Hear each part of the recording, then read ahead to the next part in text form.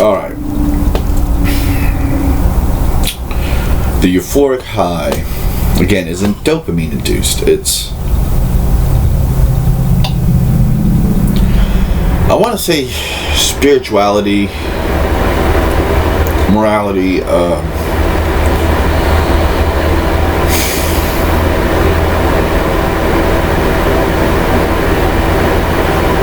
alright. Let's try to describe this in a simpler way. The euphoria, the high, isn't dopamine induced from drugs. It's natural life high, if you will. But it's, to most people, it's probably not tremendous or a big deal because they probably get them all the time, or they may be living in a most state of that. I think most people do. I don't get that without a lot of hard work and only lasts for a few hours, and then what happened yesterday, and this is what I'm talking about, that cold spring, well, all that tension went away for a little while between catching up with my friend, you know, hanging out with his family, you know, getting treated better, and of course the alcohol and a little bit of pot. Fucking, you know what I'm saying? Friggin' took that subconscious tension and made it undetectable for a little while. What a amazing, wonderful sensation in a way, but again, because I'm not wired and used to it, it's also a little unnerving as well, because you're always like, well, I hope I don't act like a fucking drunk addict. I hope I don't do this in front of them. I hope I don't do that.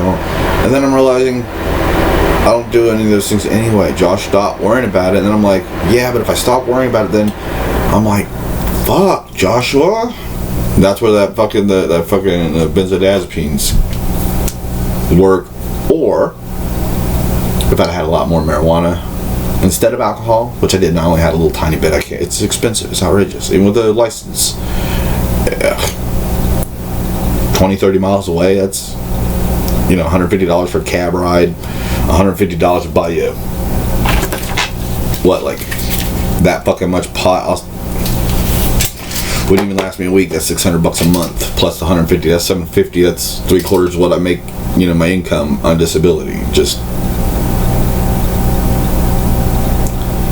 if I could grow it myself, or if it was sold for you know, a valid price, it might actually be an interesting solution, especially if I can start eating it. You know what I'm saying? Smoking it is just, I don't like smoking it. I really don't. I really do not like smoking at all. But I have found another way of getting in my system effectively right now. But none of that would even fucking matter if I could just go to the goddamn store and buy a fucking benzo. If I had my complete brain, sure, I could save up $10,000.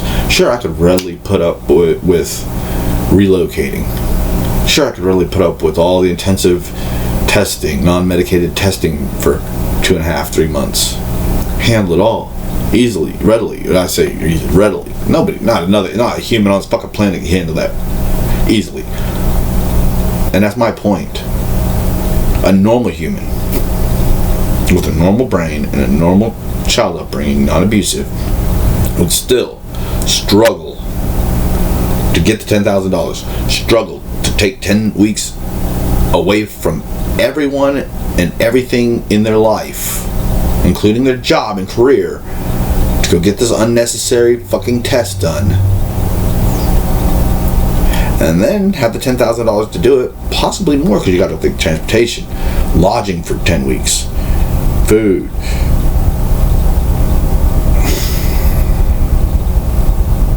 just to come back and try to convince another doctor that this medication is not an addiction, it's not a euphoria, it's not a high, it's nothing more than legitimate treatment.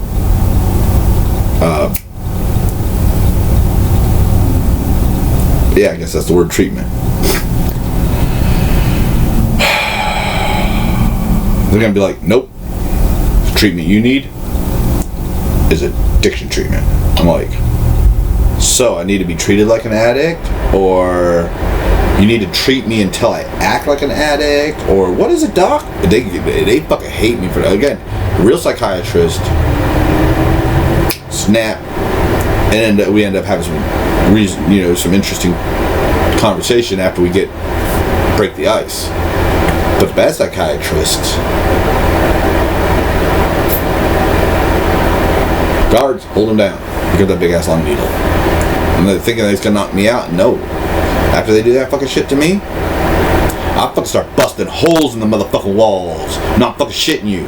I start fucking busting holes in the fucking walls of that fucking hospital when they do that fucking shit to me. And I have come so fucking close as they're gaining on me. I picked up garbage cans to start swinging at them, and then just because I am a godly man, I'll put it back down.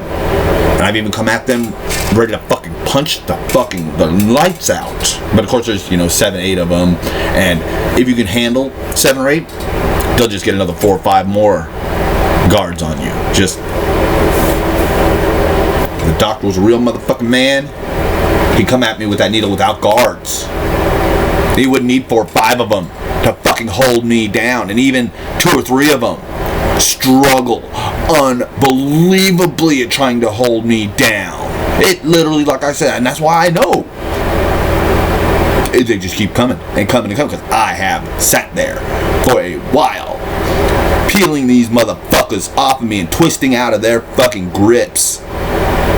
But it's just a circle hallway that is all magnetically sealed, locked. You're eventually going to have enough people in there. They're going to corner you eventually.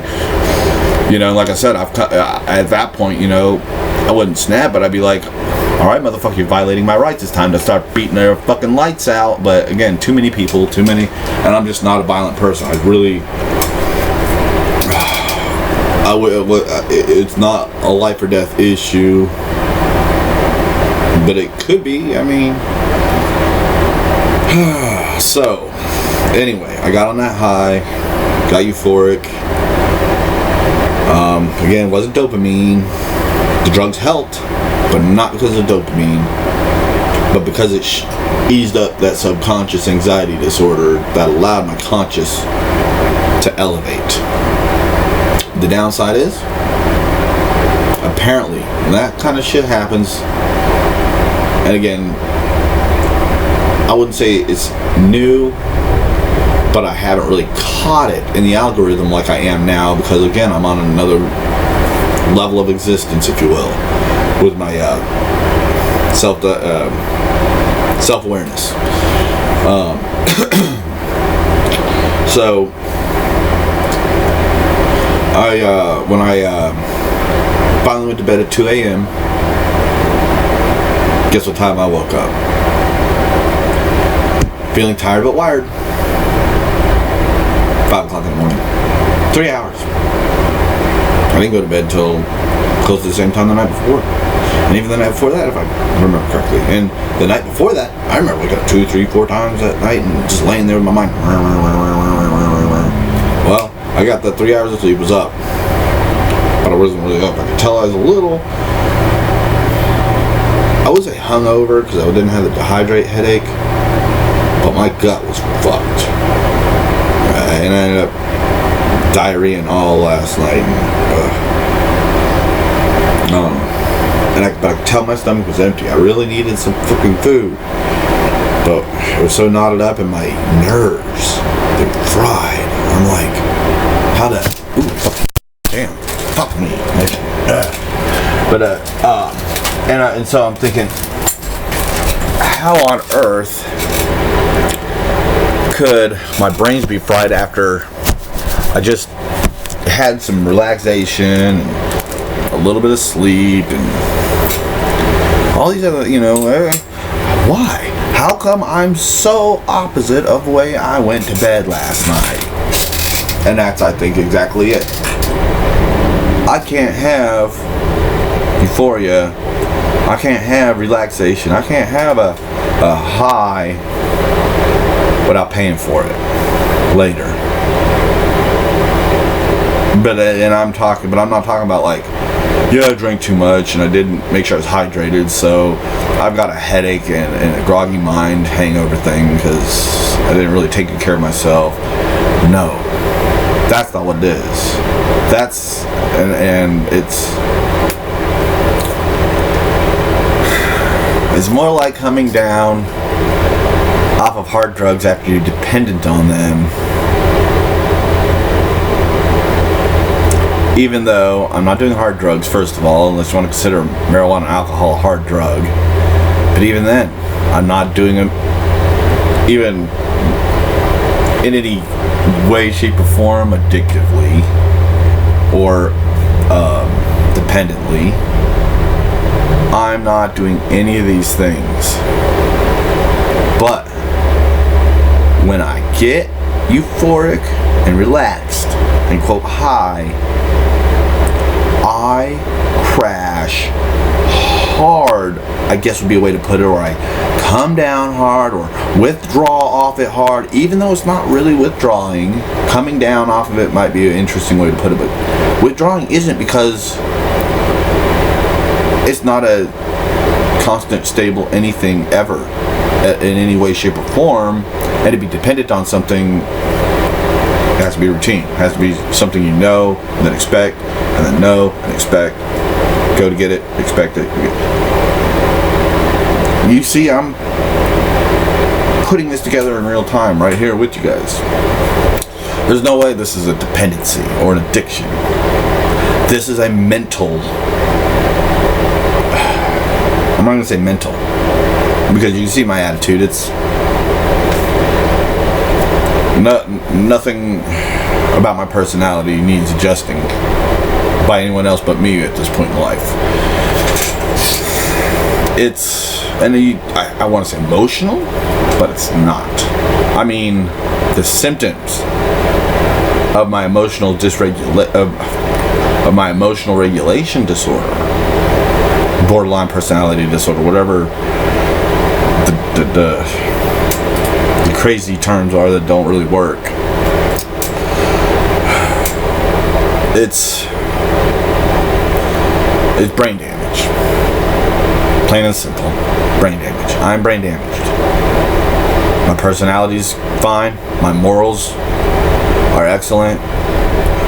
My impulsivity and my compulsivity are probably extreme, but they're so well refined and disciplined that they're a non-issue for anyone but myself inside myself.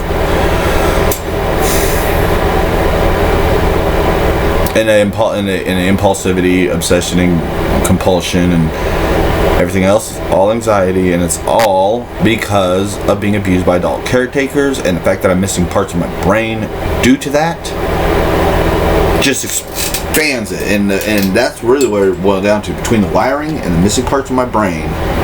That's why I quote crash, or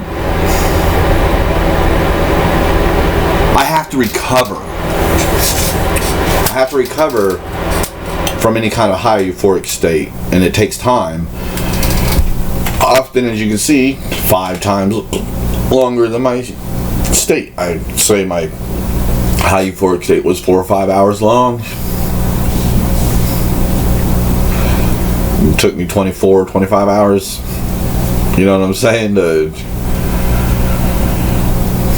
get back to where I'm not tired but wired. And it even took a night's sleep, and yes, I had several seizures yesterday. And guess what I didn't do yesterday, though? Didn't do no pot. Oh, you coming down. Motherfucker, you don't, marijuana doesn't work like that. If it does, it's on your fucking psychology, not your psychiatry. I could be wrong. I mean, I guess if you start smoking marijuana all day, every day at like 4 or 5 years old and don't stop until you're 30, and then you all of a sudden stop, yeah, I imagine you probably have some real problems that might even be on the neurological or psychiatric level instead of just simply psychological. But you don't, but that's outrageous, especially with the prices of marijuana. The idea of doing that, you'd have to be a fucking billionaire at 5 years old. But you should be able to go and grow it in your backyard. Yay, government, you're so fucking horrible. I can't stand it. But the good thing is, my stomach's not in knots now. I got all that diarrhea out last night. In fact, I'm as hungry as I was yesterday, but now I've actually got a little bit of an appetite. I don't feel like eating food, because that's another problem. You know what my seizures have done to my fucking molars over the 15 years I was having them? They're gone. Eating food is painful, and it's a slow, painful process to eat food. And guess what else isn't covered by insurance? Any kind of teeth work to fix it. Specifically, and I went and checked the prices. I'm looking at $2,000 just to get started. Just to get started. I'm looking at $2,000. So, $10,000, 10 weeks away, 10 states away for an unnecessary test, just so that a doctor can't argue with me that I'm having seizures in my sleep. And then because he can't argue that I'm having seizures in my sleep because it's documented, within reason, he has no choice but to prescribe me the correct medications. It shouldn't work that way. I should be able to go, hey doc, these are my problems. He does the correct diagnosis. He's like, these are the medications I recommend. This is what I recommend doing it. Call me if you have any problems, or see you next month. No. It's like buying a fucking handgun in a communist country.